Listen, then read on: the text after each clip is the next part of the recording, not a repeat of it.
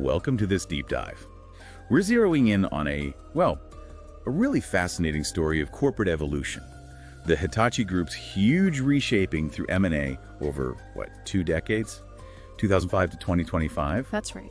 And you, our listener, actually provided a comprehensive rundown that we're going to use as our guide through this pretty complex period. Exactly. And think of this as your quick guide, your shortcut, really, to understanding a truly significant corporate transformation. Right. Our goal isn't just to, list all the deals one by one. It's to really dig into the why, the strategy behind them. What was Hitachi actually trying to do over these 20 years? And why these specific choices? Precisely. We want to give you a clear sense of the big picture, without getting totally bogged down in every single transaction detail. Okay, sounds good. So let's start at the beginning then. That first period, say 2005 to 2009, what were the initial strategic moves Hitachi was making back then? Well, those early years, they were really about setting the stage, laying the groundwork for what came later. How so? Hitachi started by making some quite targeted acquisitions to strengthen specific business areas. And importantly, they also began simplifying their structure, taking more direct control over companies they already had stakes in. Okay. Can you give us a couple of examples? Those early acquisitions, what were they aiming for? Sure. So back in 2005, Hitachi Consulting bought Dove Consulting. Right. This was really about expanding Hitachi Consulting's footprint, its capabilities in the U.S. market, particularly for advice on business strategy and organization structure. Okay, U.S. expansion. Yeah. And around the same time, they picked up some assets from Sullair Systems. Sullair was in GE Palon technology. That's a kind of high-speed fiber optic network tech. Ah, fiber. So telecom infrastructure. Exactly. Help them boost their capabilities there. And wasn't there a pretty significant move into the automotive world around then, too? Oh, absolutely. Big one. Starting in 2006, Hitachi launched a tender offer for Clarion. Okay, a tender offer, remind us. It's basically a public invitation to shareholders. Hey, sell us your stock at this specific price. Gotcha.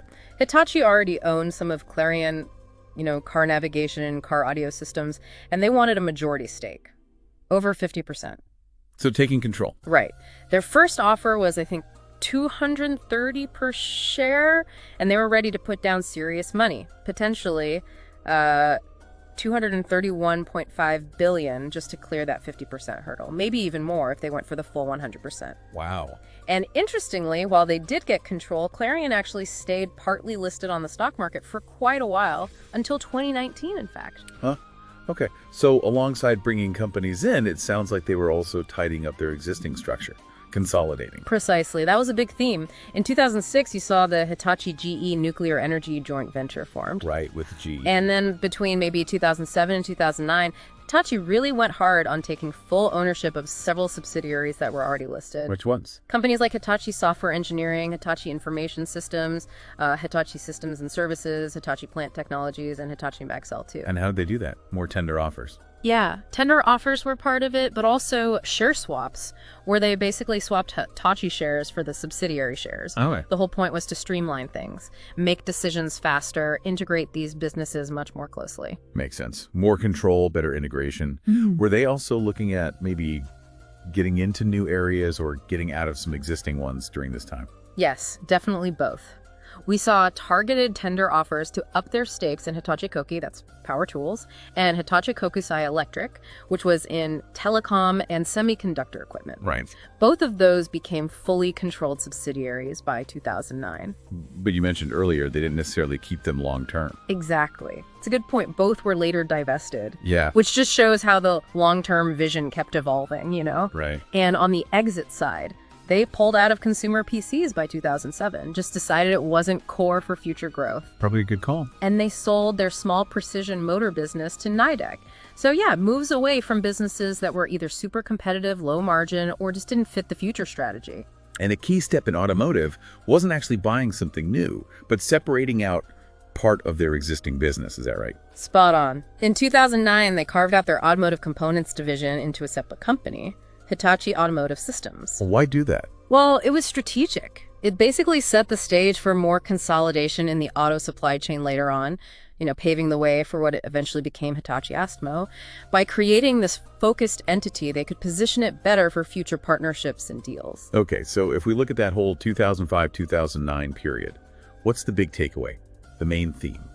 I'd say the key theme was selection and concentration. They were actively selecting growth areas like IT, certain industrial bits, and concentrating their investment and control there. And shedding the rest. And shedding the rest, exactly. Strategically divesting businesses that were maybe in mature markets, facing tough competition, or just weren't central to where they wanted to go, really reshaping the core of the company. Okay, that sets the foundation clearly. So what about the next 5 years, 2010 to 2014? What major shifts and moves happened then? Yeah, this period, it saw an acceleration of that selection and concentration idea, but with even bolder moves, I'd say. Bolder how? More significant acquisitions in target areas like healthcare and IT services, a real doubling down there. And crucially, some really substantial sales. Divestitures of long-standing kind of legacy divisions showed they weren't afraid to make tough calls on the portfolio. Interesting. Let's dig into the acquisitions first. You mentioned healthcare as a key focus. It really emerged then, yeah. Towards the end of 2010, Hitachi Medico bought Elococo.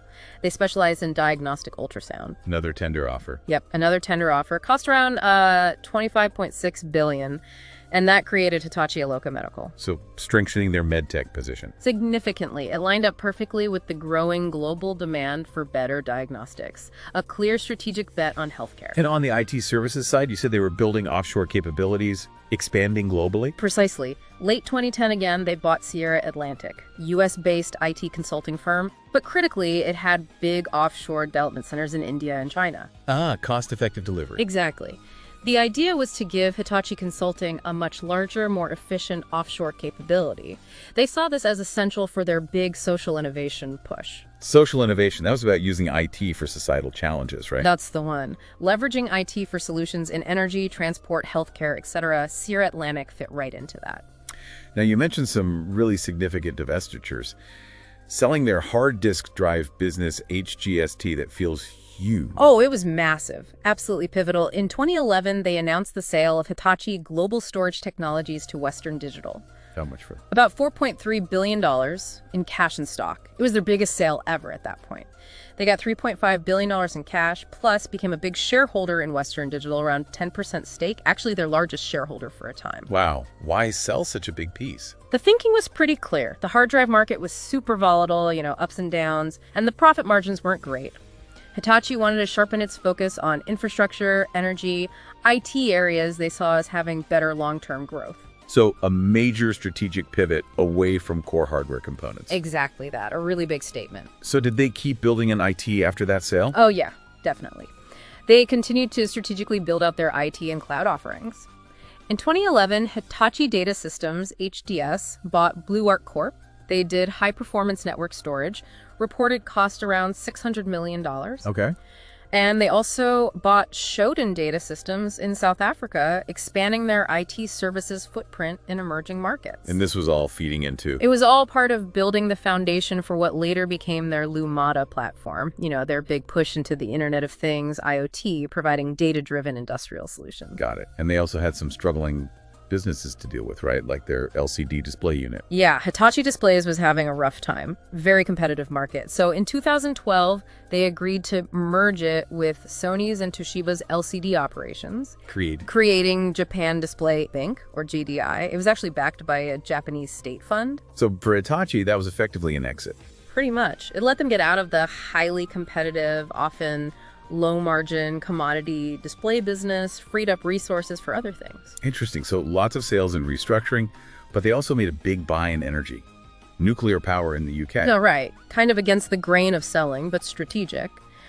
End of 2012, they bought Horizon Nuclear Power. It was a UK venture planning new nuclear plants. They bought it from RWE and E.ON, the German energy firms. Big investment. Yeah, around $700 million. It gave Hitachi control of 2 UK sites where they hoped to build their advanced boiling water reactors, a major international push for their nuclear business. That those plans ran into trouble later. They did. Significant headwinds, yeah.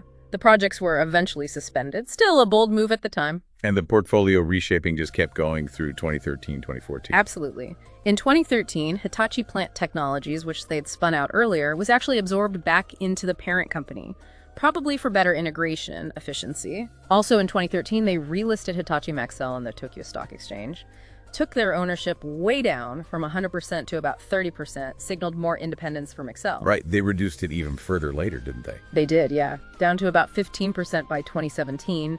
And in power generation, another big move in 2014, a major joint venture with Mitsubishi Heavy Industries. Creating Mitsubishi Hitachi Power Systems, combining their strengths in thermal power tech, sharing risks, pooling expertise, classic JV rationale. Okay, so summing up 2010 to 2014, a very deliberate shift towards high-growth areas like healthcare, IT, the huge exit from HDDs, dealing with underperforming units, and that big, maybe risky bet on UK nuclear. Precisely. A period of serious strategic recalibration, making bold moves to reshape the company for, well, a different future. Right, which brings us neatly to the 2015-2019 period. This stretch looks like it was defined by, well, major global expansion, often big acquisitions, but also selling off some really long-established core Hitachi businesses. You've absolutely nailed it. This was a time of truly transformative moves. Some of their largest acquisitions ever happened here. Right. And right alongside that, they shed several core legacy subsidiaries, companies that had been part of Hitachi for a very long time. Let's start with those huge acquisitions then. Rail seems to have become a massive strategic priority. Oh, completely transformative for their rail business, absolutely. In 2015, they sealed the deal to buy Finmeccanic's rail businesses. That included. And Saldabreda, they make trains, rolling stock, and a big 40% chunk of Ansaldo STS, a leader in rail signaling. And the price tag. Huge. Estimated around 2,500 billion total, made it their biggest buy up to that point. What did that give them strategically? It instantly gave Hitachi a major foothold in continental Europe's railway market, a huge deal. They were already strong in the UK, so this really complemented that, and bam, they were a truly global rail player. And Ansaldo STS became fully integrated later. Yep, by 2019, it was fully absorbed and became Hitachi Rail STS. Okay, so rail was massive. But it wasn't just physical infrastructure, was it? They were also boosting their big data and software side. Yes, definitely. Early 2015, they bought Pentaho, U.S. company specialized in business analytics software. How much for that one? Estimate around $500 to $600 million. The idea was to integrate Pentaho's data analysis platform right into their growing IoT offerings. Beating into Lumada again. Exactly. Building out that Lumada industrial IoT suite, making them better at providing those data-driven insights for customers. But it wasn't all just about buying new things. There were also significant partnerships, divestitures, particularly in more consumer-facing areas. That's correct. Also in 2015, they carved out their air conditioning business, formed a joint venture with Johnson Controls. Who had the majority stake? Johnson Controls did, with 60%. So effectively, Hitachi divested majority control of that consumer-focused business. And they did something similar elsewhere. Yeah, later on with their overseas home appliances business, partnered up with Arçelik, a Turkish manufacturer. So what's the pattern there? It suggests a strategic shift, really, focusing more on B2B, business-to-business, and infrastructure sectors, while using partnerships to keep a presence in consumer markets, but with less direct investment and risk. Okay. And then we get to the sales of those core 5 legacy-listed companies you mentioned. That must have felt like a fundamental change. Oh, it was a very clear signal about their changing priorities. Between 2017 and 2019, they sold off Hitachi Koki, the power tools division, to KKR, the investment firm. And they also sold Hitachi Kokusai Electric Telecom and Semiconductor Gear to a consortium also led by KKR. Wow. These were long-standing Hitachi companies. Absolutely. Businesses with deep roots in the group. Selling them marked a really substantial portfolio shift. What about industrial equipment? Any moves there? Yes, a notable buy in 2017, Sullair, U.S.-based maker of air compressors, bought from Accudyne Industries for over $1.2 billion. The goal? Really aimed at boosting their global footprint in industrial machinery. Sullair had a strong presence in North America and Asia, which Hitachi wanted to leverage. Okay. And circling back to automotive, we talked about the Clarion investment way back. What happened there during this period? Right. Well, in 2018, they agreed to sell Clarion. To who? To Faurecia, a big French automotive supplier. So getting out of that specific hardware. Yeah, it was part of a broader strategy, really, to step back from direct involvement in manufacturing auto hardware. And as we touched on, 2019 was also when they finalized Hitachi Astemo. Right, the merger with Honda's suppliers. Exactly. Combining their remaining auto parts businesses with Honda suppliers created a major new force in auto technology. It really feels like 2019 was a crucial year. A lot of these big deals came together then. Absolutely pivotal. They agreed to sell a majority stake in Hitachi Chemical to Showa Denko. Massive deal, valued Hitachi Chemical near $1 trillion. Monetizing a non-core asset. Precisely. Chemicals just wasn't seen as core anymore. Astemo was finalized that year, big consolidation in auto supply. And on the buying side, a huge move into North American robotics. Which one was that? JR Automation Technologies. Bought for over $1.4 billion. Plus a smaller stake in Finitech, a Japanese robotics integrator. So a clear bet on automation and Industry 4.0. Absolutely. Signaled where they saw future industrial growth. So takeaways for 2015-2019. A real determination to sell off long-held materials and hardware businesses, using partnerships in consumer areas, and making huge investments to grow globally, especially in rail, and build muscle in industrial automation and software. Exactly. Strategic pruning of mature businesses, while simultaneously pouring serious money into sectors they believed were key for future growth and tech leadership. Okay, which brings us to the final period we're looking at, 2020 to 2025. Yeah. This looks like it featured some truly transformative, almost mega-scale deals and really the final consolidation phase this whole 20-year journey. This period, it really represents the culmination, the end game almost, of that two-decade strategy, marked by some of their absolute largest acquisitions ever, Right. and the divestiture of pretty much all their remaining major hardware-focused subsidiaries. Let's start with arguably the biggest acquisition of the entire period.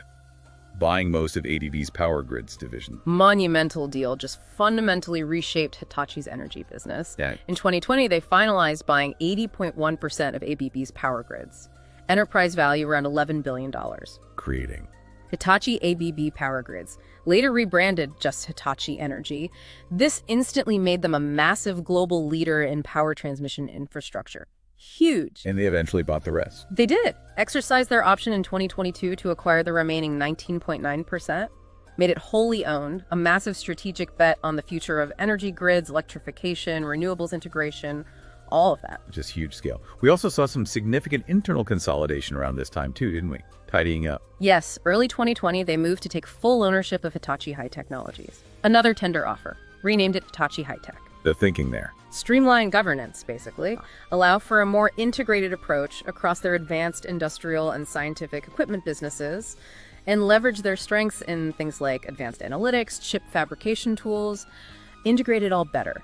And the selling off of those remaining big three materials companies finally wrapped up too? Correct. Hitachi Metals, the last of those major materials subsidiaries, was sold in 2022. To who this time? A consortium led by Bain Capital and Japan Industrial Partners, JIP, valuation over $800 billion. So that was really the end of an era. Absolutely. Marked the definitive end of Hitachi's ownership of its historical metals business. A huge break from their origins. The company was delisted, renamed Proterial. Okay, switching to the tech side again. The GlobalLogic acquisition. That stands out as their biggest ever, just in terms of dollar value? It absolutely does. 2021. Hitachi buys GlobalLogic, US-based, specializes in digital engineering software development, for $8.5 billion. Wow. Why such a huge bet on software development? It was a major strategic move to seriously boost their digital solutions capabilities, especially under that Lumada brand. Right. It brought in something like 20,000 software engineers, a massive talent acquisition, and it really cemented their strategic pivot towards digital services and solutions. And the rail business kept growing too. More acquisitions there. Yep, didn't stop there. In 2023, Hitachi Rail completed buying Thales' ground transportation systems business. For how much? Over $1.6 billion.